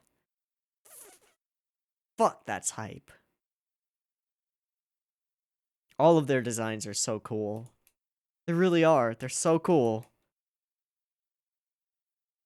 The moment where he, like, bullet bends? Isn't there like an action movie where the main character can bend bullets? I feel like it's a reference to that. Action movie bend bullet. Wanted? Wanted starring James McAvoy in 2008. How does that line up?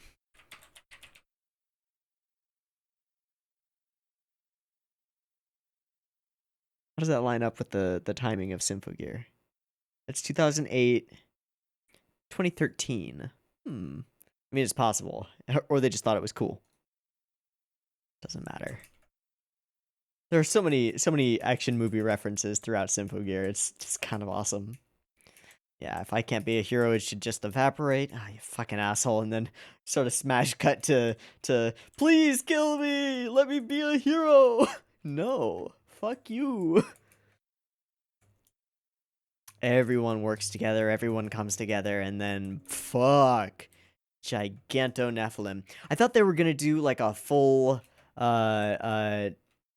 not just transformation, but like combination move with all of them creating something out of their own gear and becoming a super giant mecha. But no, that's her thing, and that's okay. That's cool.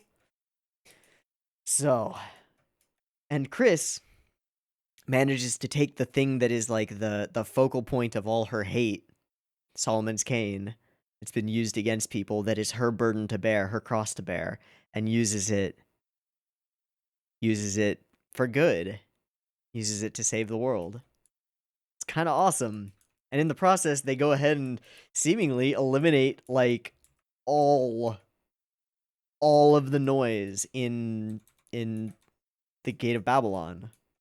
This whole image is really neat. I can't save the world, but we're not alone. Ah. Enough fun at gain, adjusting the orbit, restarting the Curse of Balal. Hey, 2 steps forward, 1 step back, sure. Need no reasons for the notes that draw us together. True song. Get some badassery, some just fighting that many noise. That little bit of light, it's enough. The prologue of eternity. It won't stand aside for us. Now, it's this scene that I definitely want to see again, because there was some cool stuff here. I guess they kind of did do an all-together transformation. The two of them holding hands, and then that becomes these 2 gigantic hands clasping together. And then that bursts its way through, and the name of the move is the title of the OP. I assume that's going to be a running trope now. It was Synchrogazer, right? For the first season? Or Symphogazer. Shit. I should know that. I can just look on Mal for the first season OP title. Synchrogazer, yeah, by Nana Mizuki. And then this season's was Vitalization by Nana Mizuki. Okay. It's a pretty great trope. I like it. I don't know why more anime don't do it. And then even then, we don't stop the tension. We make it a hero moment for Miku. She looks pretty derpy in this run here. I noticed it. I didn't want to point it out, but looking at it again, it's pretty derpy. I love it. You don't need a gear to fight. Damn, though, that throw. Jesus. Please close the gate, and it does. Just barely. Just barely. And so, Solomon's Cane, this artifact that's been bringing noise all over the place, is finally eliminated. For good. For real. The moon is returning to its orbit, but Nastasia is nowhere to be seen. Her relic is shattered. Broken for real. Hibiki tries to give Gungnir back. No, you deserve it more than I do.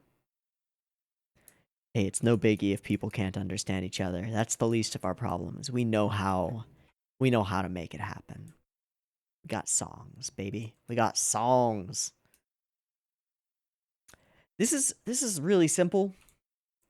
this right here, just shot, reverse shot, it's really simple. There's nothing fancy going on here, and I think that's why it works for me so well. I guess you could say that about a lot of the things in Symphogear. In some ways, they work so well because they are simple, but it also does the crazy stuff real well too. And we get a little moment of them getting to be happy, to be with Miku, to be together. Here at the end. Reach up, grasp the sun. Hold that light. And we end with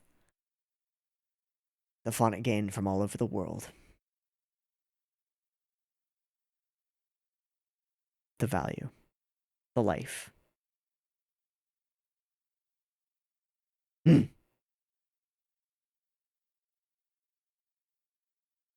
was a damn fine finale to a damn fine season.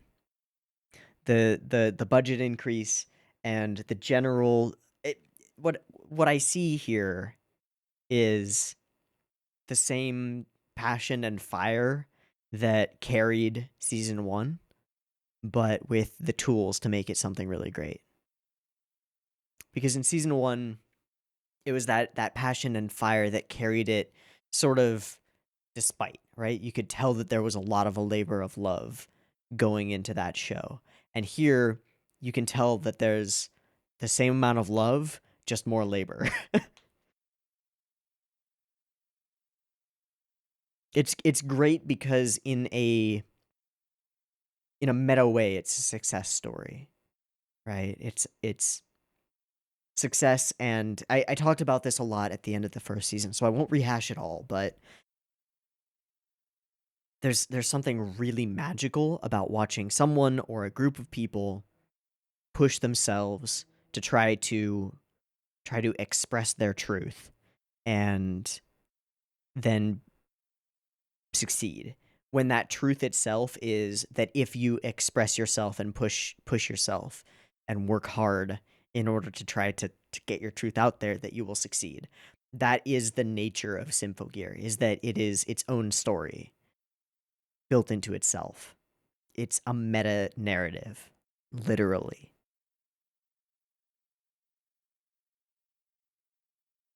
The narrative is fight, hold hands, work together, and you can make it. You can ascend.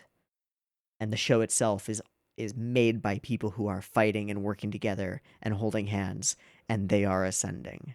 So I don't know if there's anything more rewarding as a viewer and someone who believes in this and who is trying in my own weird, stupid, idiotic way to build the same kind of a meta narrative with my channel, because that is what I'm trying to do.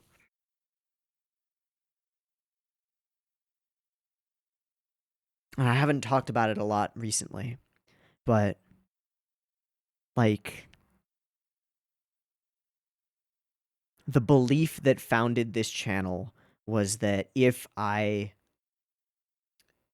use anime as a springboard to speak my truth to the world, and I use it as a thing that inspires me to speak, that maybe I, like the protagonists that I believe in, that I care about, that I want, even if it's a stupid idealistic thing that I want to model my life after, that I can succeed.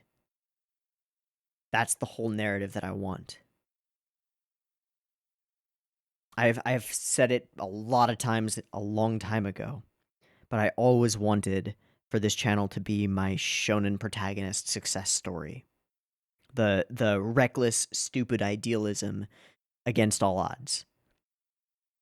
That I wanted to be like Akagi and floor it, pedal to the metal, drive off the cliff, and know that I would get over the rocky shores beneath and survive. And I think, and it could all fall apart at any moment. Absolutely. The only reason that I think the only reason that it hasn't yet is because I've kept the pedal to the metal and haven't stopped believing in it. But I think I'm over those that most dangerous period at the beginning. The first few months of this channel were incredibly terrifying, and I had to ignore that and just keep trying. And in a little more than a year now, it's been a year and a month or so, we've gone from absolute zero, on the edge of starvation. And I say we've gone because I think of it as we. I can't help but think of all of the people who are helping me and be incredibly grateful. But we've gone from zero, from on the edge of starvation, from rejoicing over a month's worth of literally nothing but eggs, to to a Patreon that's currently sitting at a significant chunk over $2,000 a month, and I don't know what to do with any of it. It's beyond my wildest dreams. Anyway, this is a sidetrack, but I guess what I'm saying is that I feel a kinship to the characters of Symphogear and to the people creating those characters and believing in them, that I can only explain by saying that I'm trying to do the same thing, and I'm not nearly as talented, and my story that I'm building here I don't think is nearly as interesting as the one that's on display in this piece of media, but it is the same storyline. At least I hope so. And I hope that... No, I can't hope. I believe that it is worth it.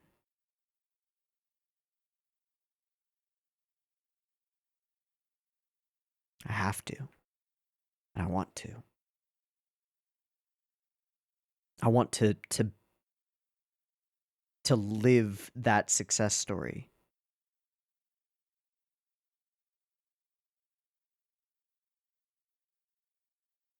To prove that if you believe in your reckless, stupid dreams, and, I mean, not just believe in them, but live them, and, like, really work on them a lot, that you can do it. I want to be able to say that and know that I'm telling the truth, because I'm doing it. And that's, I think, where I'm at right now. And it's mind-blowing. It's mind-blowing. It's like what's her name always says. It's like, this isn't an anime, but if I can't try now, then I'm even less real than an anime character. I believe that, and I believe that characters in shows like this have a greater reach than a lot, almost any individual real human being does. Characters in fiction matter. And characters in fiction who are the embodiment of an ideal, like working hard and speaking truth to one another leads to success, I think that's the most valuable thing in the world. And Symphogear is one of the purest, most distilled embodiments of that, along with tons of cool things and beautiful animation and gorgeous character designs and cute Yuri shipping and lots of other stuff. Lots of other stuff. But at its very deepest core, that's the message that I get from it. Speak your truth to the world, and you can become your own hero.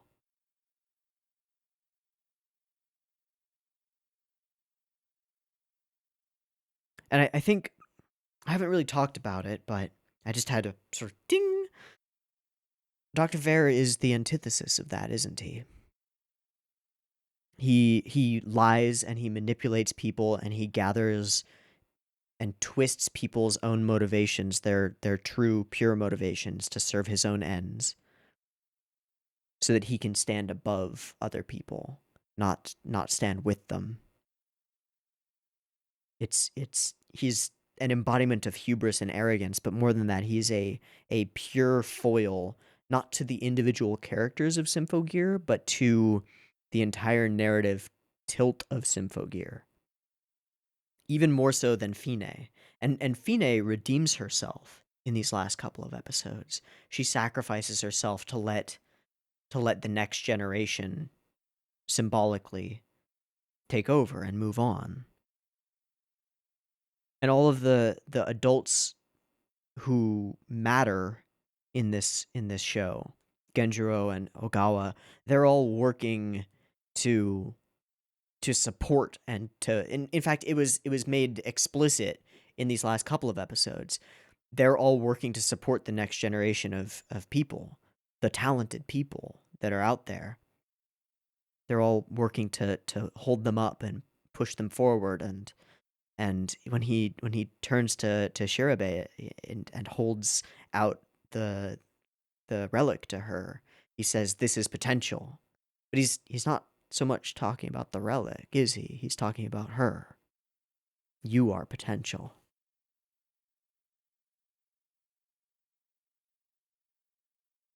They are what the creators of Symphogear believe that adults should be and are trying to be. And I get the feeling that, like many young artists, they maybe didn't have that from their parents and from the adults in their lives. They didn't have people saying, like, you can do what you put your mind to. And so they want to be the people saying that to the next generations.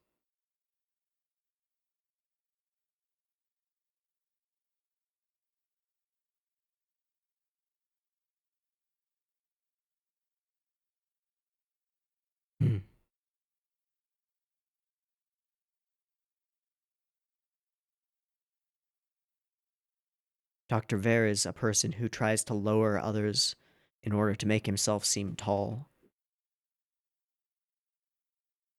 And he falls lower than anyone because of it. Literally. Man can't run 3 paces without falling on his face.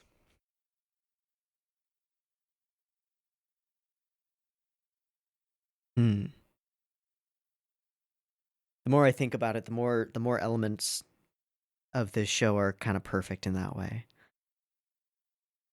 I really enjoyed this season. Like, yes, it's dumb, over the top awesomeness. I can't even insult it. I can't even. Yes, it's dumb and over the top, but it is awesomeness, and it's, I don't know, it's a song from the heart. It's got meaning. It's got power. Fuck yeah, Symphogear. Fuck yeah. I am I am fully a convert. You bastards in my Discord who eventually convinced me to watch this. You got me. You were right. You were right. It's been worth it. And we are nowhere near done. I don't even know how many seasons of this there are. It was season 5 that just aired this last season? Okay. Well, I didn't expect to watch 6 episodes today, but I went ahead and watched 6 episodes today. Oh boy. Couldn't help it. Fucking cliffhangers. I'm really glad that I did though. I think it was a lot of fun to go ahead and do this, and I think it'll be fun to get these videos up and see people's surprise.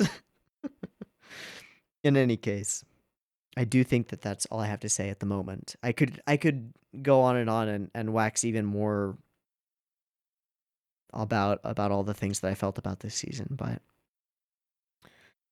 I think I've over the course of this season, I've said all of the pieces that I want to say.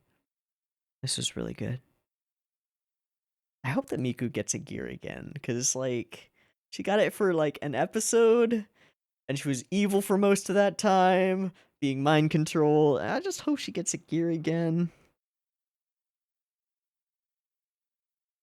And I hope we see some more of Maria and Shirabe and Kirika, because they're pretty cool, pretty unique characters. I don't know what they're gonna do for another season. Like, we covered Evil Lady from the Past, and we covered Evil Doctor, and we covered confused, in turmoil group of other Symphogear wielders. I don't know what the fuck we do next. If it's another goddamn Evil Doctor character who's working for the organization, I will never trust a Doctor character again in Symphogear. Motherfuckers did it twice. Twice! The main villain. Twice. Somebody on the staff really doesn't like scientists.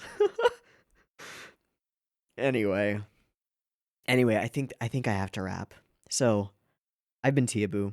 This has been Symphogear, episodes 8, 9, 10, 11, 12, 13. Oh, I hope you've enjoyed them as much as I have, and I hope to catch you next week when I guess we'll be starting the next season. See you there. Peace.